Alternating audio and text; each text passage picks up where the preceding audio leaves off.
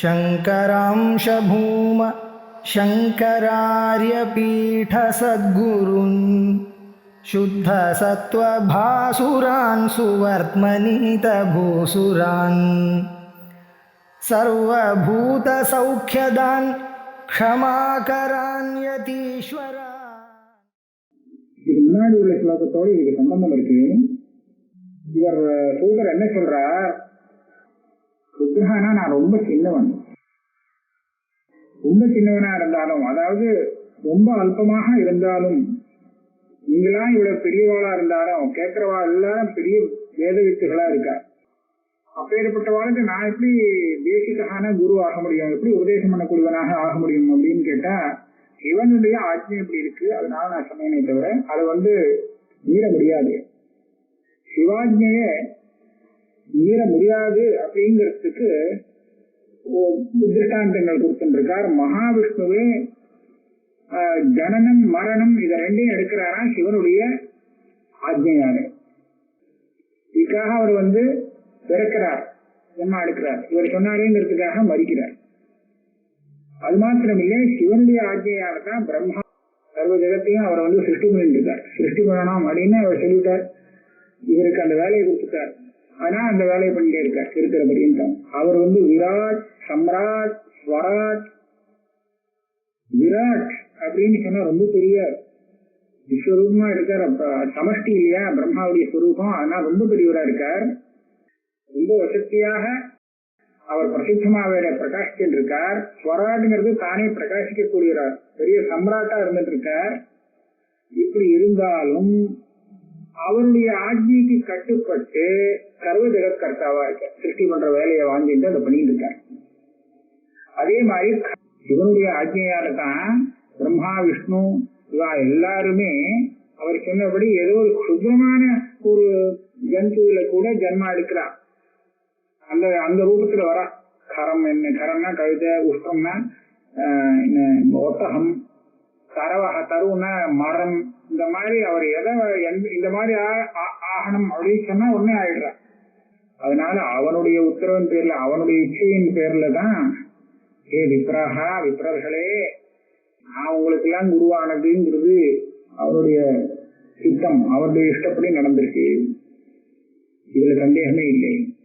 அதே மாதிரி எனக்கு எங்கிட்ட நீங்க சிஷ்யாலா கேள்வி கேட்டு கத்துக்கிறீங்களே, இது கூட அவனுடைய ஒரு அனுகிரகத்தினாலதான். ஏன்னா அவர் சுதந்திரமானவர், சுதந்திர ஸ்தலு சங்கரஹா, நாம எல்லாருமே அவருக்கு கட்டுப்படுவார்.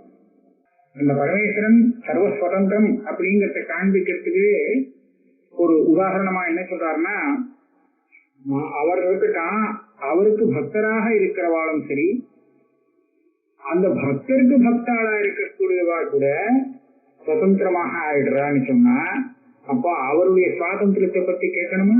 பரமேஸ்வரனுடைய பக்தர்கள், அந்த பக்தர்களை விரும்பி பக்தி அவளிடத்துல பக்தி பண்ணக்கூடியவாள், அவளுடைய சிஷ்யாள் இருக்காளே, அவா கூட சுதந்திரமா இருக்கலாம். அது அப்படி இருக்கும்போது அந்த மகாதேவனுடைய சுவாதந்திரத்தை பத்தி கேட்பானே. இது எல்லாம் அவருடைய சுவாதந்திரம். சுவாதந்திரங்கிறது சர்வசக்தி மொத்தம்ங்கிற அர்த்தத்துல எடுத்துக்கணும். அவர் சர்வசக்தரா இருக்கிறதுனால தான் விஷத்தை சாப்பிட்டார். அந்த பார்க்கடலை க்ஷீரசாகரத்தை மசனம் பண்ணும் போது அதுல அங்க ஏற்பட்ட அந்த விஷம் இருக்கே, ஹாலாகல விஷம், அந்த விஷத்தை சாப்பிட்டு உலகத்தை காப்பாற்றினவர் சிவன். அதனால அதை சாப்பிடக்கூடிய சக்தி இவருதான் இருந்தது. சொன்னார், இவரால் தான் முடியும், வேற யாருனாலையும் இந்த காரியத்தை பண்ண முடியாது. அமிர்தத்தை இவர் எடுத்துக்கல, அமிர்தம் வேற மத்தவெல்லாம் வாங்கிட்டார், விஷம் தான் சாப்பிட்டுட்டார்.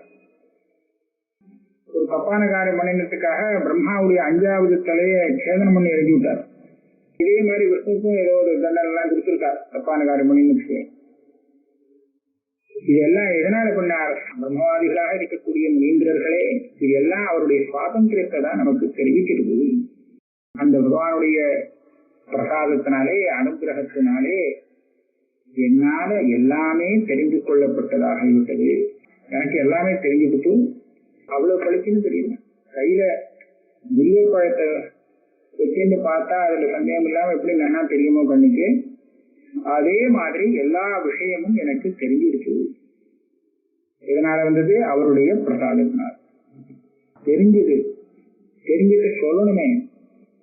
அந்த சத்தியமான விஷயத்தை சொல்லறதுக்கு கூட அவர் தான் சக்தி கொடுத்தார். அவருடைய பிரசாதத்தினால்தான், அந்த பலத்துல தான் நான் சாட்சாத் நேரடியாக உங்களுக்கு சத்தியமான அர்த்தத்தை சொன்னேன். முனீஸ்வரர்களே, அவனுடைய அனுகிரகம் இல்லாமல் இந்த விஷயத்தை யாரு சொல்ல முடியும்? யாருக்கு சொல்ல சக்தி இருக்கு? ஆகையாலே அதனால இப்பேற்பட்ட ஒரு சுவாதந்திரம் அந்த அதிசயமான பரமேஸ்வரத்துக்கு தான் இருக்குங்கிறது காரணத்தினாலே நம்ம என்ன பண்ணணும்னு கேட்டா, பாக்கி எல்லாத்தையும் அனாத்ம வர்க்கத்தை கூட உலகத்தையே விட்டுவிடணும், தியாக முடியணும். அப்புறம் உத்தமமான ஸ்ரத்தையோடு நான் சொல்லிக் கொடுத்த அந்த பரம அத்வைத ஸ்வரூபத்தை ஸ்ரத்தையோடு தெரிந்து கொள்ள வேண்டும். நான் சொல்லுங்க, நானா சுதந்திரம் சொன்னீங்களே இல்லை, வேதத்துல சொல்லப்பட்ட அந்த பரமாத்வைத்தம் இருக்கு, அதை தெரிந்து கொள்ள வேண்டும். ஒரு புத்திசாலியா இருக்கான்னா அவன் இந்த காரியத்தை அவசியம் செய்ய வேண்டும். ஞானம் இல்லாமல் வேற எந்த சாதனத்தினாலையும் மோட்சம் வராது, இதுல சந்தேகம் இல்லை. ஆகையாலே புத்திசாலிகளே, நீங்களும் அத்வைதவாதிகளாக ஆக வேண்டும். இந்த பரமாத்வைத விஞ்ஞானம் இருக்கே, இது எப்படி சித்தமாறுது அப்படின்னு கேட்டால், சித்தம்னா எந்த பிரமாணத்தினால சித்தமாறுது? வேதாந்தத்துவம் அப்படிங்கிறது சித்தமாறுது எப்படின்னு கேட்டா, தன் அனுபவத்துல தெரியுமா? ஞானிகளுக்கு அது தெரியும். ஞானிகளுடைய அனுபவத்தினாலே அத்வைதங்கிற தத்துவம் சித்தமாகுது. அதே மாதிரி ஸ்ருதி, ஸ்மிருதி, புராணாதி சப்த பிரமாணங்கள், ஸ்ருதி பிரமாணம், ஸ்ருதி பிரமாணம், புராண பிரமாணம், இன்னும் நிறைய சாஸ்திரங்கள்லாம் இருக்கு. அதுகள் அந்த பிரமாணங்களினாலையும் இந்த பரமாத்வைதம் சித்தமாகிறது. அதே மாதிரி வேதத்தை அனுசரித்து தர்க்கத்தை வச்சிருந்தாலும் அந்த வேதானுகூலமான ஸ்ருதியால அனுமதிக்கப்பட்ட, அதாவது ஸ்ருதிக்கு உபயோகப்படக்கூடிய தர்க்கங்களை அனுசந்தானம் பண்ணினாலும் இதே பரமாத்வைதமானது சித்தமாகிறது. இந்த பரமாத்வைத விஞ்ஞானம் இருக்கே, இதுதான் கிரகிக்க வேண்டியது. நாம தெரிந்து கொள்ள வேண்டிய விஷயம் என்ன அப்படின்னு கேட்டா, பரமாத்வைதம் ஒண்ணுதான். இதுதான் தெரிஞ்சுக்க வேண்டிய விஷயம். அது எப்படி சொன்னதோ அப்படியே கிரகிக்கணும். பிரமாணம் அவங்களுக்கு உபனிஷத்து அவங்களுக்கு அந்த அத்வைதத்தை சொல்றது, நீங்க பாட்டுக்கு தன்னுடைய பிரமாணத்தை கொஞ்சம் அதுல சேர்த்து விட்டு அதை கொஞ்சம் மாத்தி இப்படிதான் அதுக்கு அர்த்தம் அப்படின்னு சொல்லக்கூடாதுங்கிறாரு. அங்க எப்படி சொல்லப்பட்டதோ கொஞ்சம் கூட அதுல தன்னுடைய பட்சத்திலேருந்து எதையும் சேர்க்காமல் சொன்னதை அப்படியே கேட்டுங்கோங்கிற. நீங்க பாட்டுக்கு சொந்த தர்க்கங்கள் யுக்திகள் எல்லாம் கொண்டு இந்த ஞானத்தை நாசம் அடிச்சு விடாதீங்கோ, வந்த ஞானத்தை நாசம் பண்ணிடக்கூடாது. வேதத்துல அனுகூலம் இல்லாத தர்க்கங்கள் எல்லாம் கொண்டு இந்த ஞானத்தை ஹரணம் பண்ணிடாதீங்கோ, கொண்டுடக்கூடாது. இந்த ஞானம் வேத வாக்கியத்தினால ஏற்படக்கூடியதாக இருக்கு, இத போய் நாசம் பண்ணிடக்கூடாது. இதே மாதிரி கண்டன கண்ட காவியத்துல ஒரு ஸ்லோகம் அவர் போட்டிருக்கார் அத்வைதத்தை பத்தி.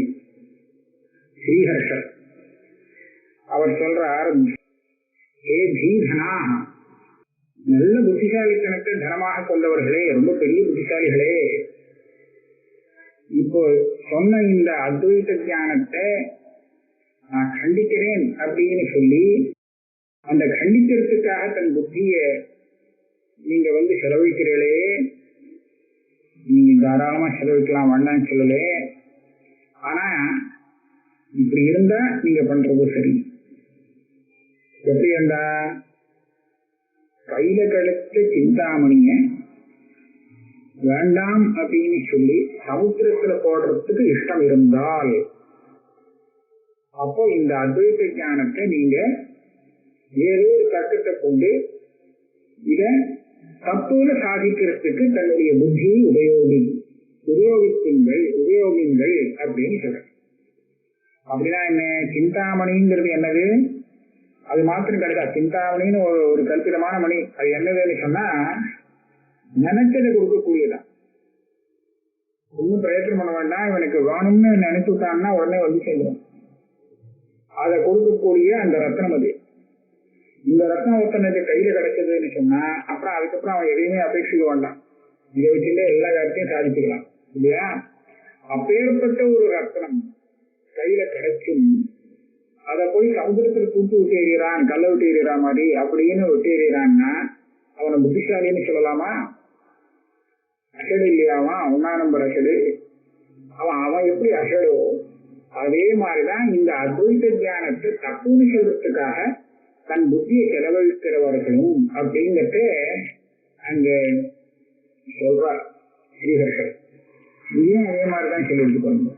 வேத வாக்கியத்தினால வந்திருக்கு, இந்த ஞானத்தை போய் நீங்க தர்க்கத்தை கொண்டு அடிச்சு கொண்டாடுங்கோ அப்படிங்கிற.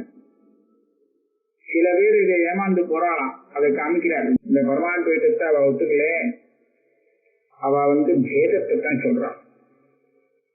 ஏன்னா அவ மோகத்துக்கு வசப்பட்டவர்கள், அதனால்தான் பரமாத்வைத்தை அவளுக்கு பிடிக்கல.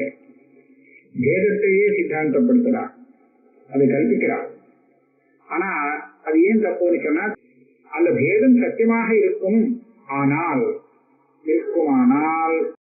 அப்ப ஸ்ருதி அந்த சம்புவ அத்விதீயம்னு ஏன் சொல்றது?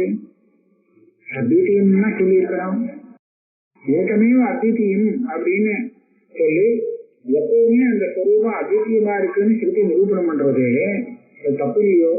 வேதத்தை சத்தியம்னு சொல்லிட்டாங்க. வேதம் இல்லாத ஒரு காலமே கிடையாது, வேதம் இருந்துட்டேதான் இருக்கும்.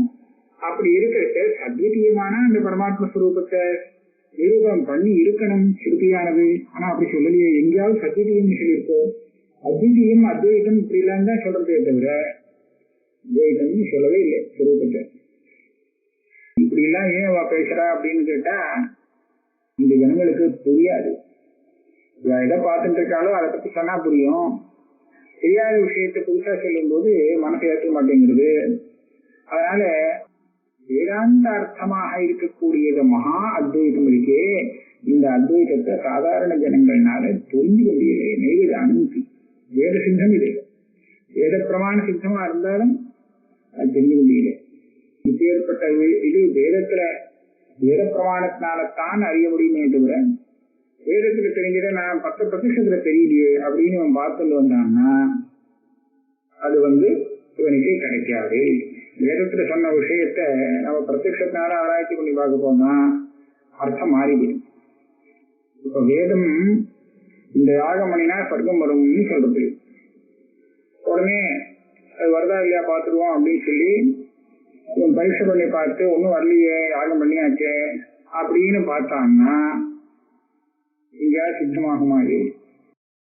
ஆக வேத பிரமாணத்தால மாற்றம் எது சித்தமாகக்கூடிய விஷயமோ அந்த விஷயத்த வேதத்தால தெரிஞ்சு அப்படியே நிறுத்திடணும். நம்ம லௌகிக பிரமாணத்தை அதுக்கு போய் உபயோகப்படுத்தி வேத சொன்ன மாதிரி இந்த பிரமாணத்தான தெரியலையே அப்படின்னு சொல்லி குழப்பிக்கப்படாது. அதே மாதிரி இந்த அத்வைத ஸ்வரூபத்தை ஆம்நாயம் வேதமானது எப்படி நமக்கு சொல்லிக் கொடுக்கிறதோ அவன் அப்படியே மனசுல வாங்கி வச்சுக்கணுமே தவிர நம்மளுடைய விவகாரத்துல இப்படி எல்லாம் வரமாட்டேங்கிறது, என்ன சொல்றாரு என்ன சொல்றது வேதம் தப்பா இருக்கேன்னு அதுல போய் கேட்டா நம்மளுடைய புத்தியை கேட்டு விட்டா இப்படிதான். அதனால லௌகிக பிரமாணத்தினால அந்த வஸ்துவை எப்படி தெரிஞ்சுக்க முடியும்? சில பேர் பார்த்தா அத்விதீயம் வரைக்கும் வேதத்தை சொல்றது நாம சடாரண இல்லை தப்புன்னு சொல்ல முடியல. அதே சமயத்துல லோக விவகாரத்துல பார்த்தா ஒரே துவைத்தமா இருக்கு, இதையும் விட்டு கொடுக்க முடியல. ஆகையால பேதாபேதம் அப்படின்னு வச்சுருவோம். ரெண்டுமே தான் சரி, வேதமும் இருக்கு அபேதமும் இருக்கு, இதுவும் சரி அதுவும் சரி, ரெண்டுமே சேர்ந்து இருக்கு அப்படின்னு வச்சுக்கலாமேன்னு சில பேர் சொல்லுவான். எதை பார்த்தாலும் பேதாபேதம் தான், பின்னாபின்னம். பரமேஸ்வரனா இருந்தாலும் பின்னாபின்னம் தான் அப்படின்னு அவ கல்பிக்கிறாள். அவ சொல்றா வஸ்துதா பரம அத்வைத ஸ்வரூபமா இருக்கக்கூடிய அந்த வஸ்துவை பின்னாபின்னமாக இவ சொல்றாளே கேட்டுட்டு சில பேர் அது சுத்தமா பொருந்தாத விஷயம், மகா தப்பான விஷயம். அவ ஏதோ பேதாபேதம் சொல்றாளே சொல்லட்டும். ஆனா அந்த பேதாபேதத்துல பேதாம்சம் இருக்கு, பேதங்கிற அம்சம் அது வாஸ்தவம் இல்லை. நீத்தவர்களே உத்தவர்களே, அந்த பேதாபேதம் சொல்றதுல பேதம் இருக்கு, அது வாஸ்தவம் இல்லை, ஆரோபிதமாக இருக்கு. பேதத்தை நிரூபிக்கவே முடியாது அந்த நிலைமை. பேதம் நிரூபிக்கணும்னு சொன்னால் அதுக்கு தர்மி பிரதியோகின்னு 2 சொல்லணுமா. இப்போ இந்த கட்டம் அந்த கட்டத்தை காட்டிலும் வேறானது அப்படின்னு நாம் பார்க்கணும். அப்ப அப்ப நமக்கு ரெண்டு தெரியணும், இந்த கட்டமும் தெரியணும் அந்த கட்டமும் தெரியணும். இந்த ரெண்டுல ஏதாவது ஒண்ணு தெரியலன்னு சொன்னா இந்த பேதம் நமக்கு தெரியாது. அந்த கட்டம் தெரியும், இந்த கட்டம் தெரியாது. அப்பனா இந்த கட்டம் அந்த கட்டத்தை காட்டிலும் வேற ஆகுதுன்னு எப்படி தெரிய முடியும்? அல்லது இந்த கட்டம் தான் தெரியும் அந்த கட்டம் தெரியாதுன்னு சொன்னாலும் இந்த கட்டம் அந்த கட்டத்தை காட்டிலும் வேற ஆகுதுன்னு தெரிஞ்சுக்க வழியில்லை.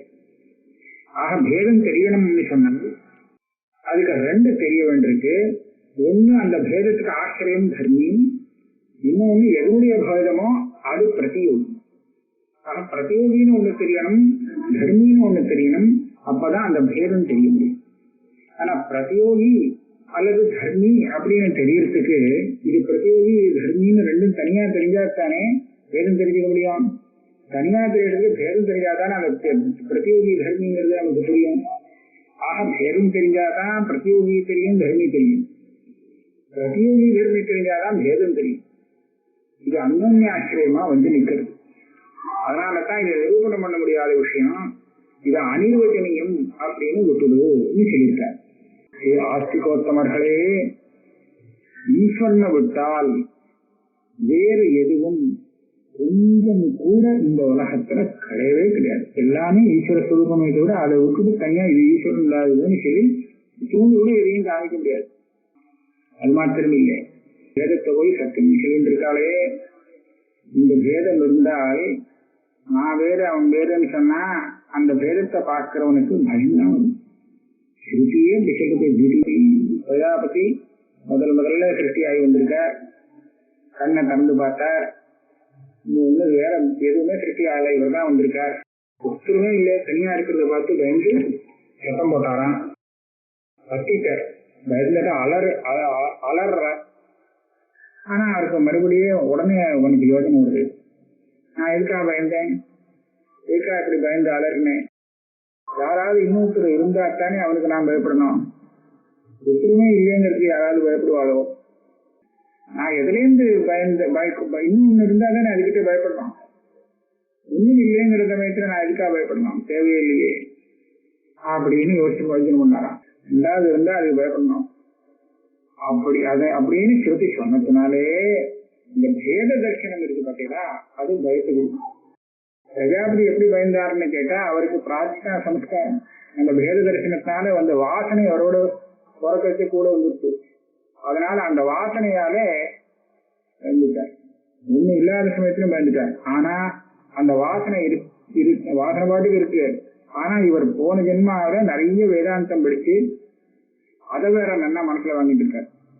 அதனால அது ஞாபகத்துக்கு எப்படி யாருக்கு பயந்த ஒத்துமை இல்லைன்னு சொன்னா பயப்படாம இருக்கலாமே, யாராவது இருந்தா தானே பயப்படணும்னா அவருக்கு விவேகம் உடனே காணாம போயிட்டு பயம் காணாம போயிட்டு அப்படின்னு ஸ்ருதி சொல்லுது. இதுதான் சொல்றாரு, ஆஸ்திகர்களே பேதத்தை பார்த்தா தித்தியாத்தி பயம் பவத்தின்னு பயம் வரும்னு சொன்ன மாதிரியே ஸ்ருதி ஏகத்துவம் அதாவது அபேதத்தை பார்த்தால் அவனுக்கு சோகம் மோகம் இருக்காதுங்கிறது சொல்லு.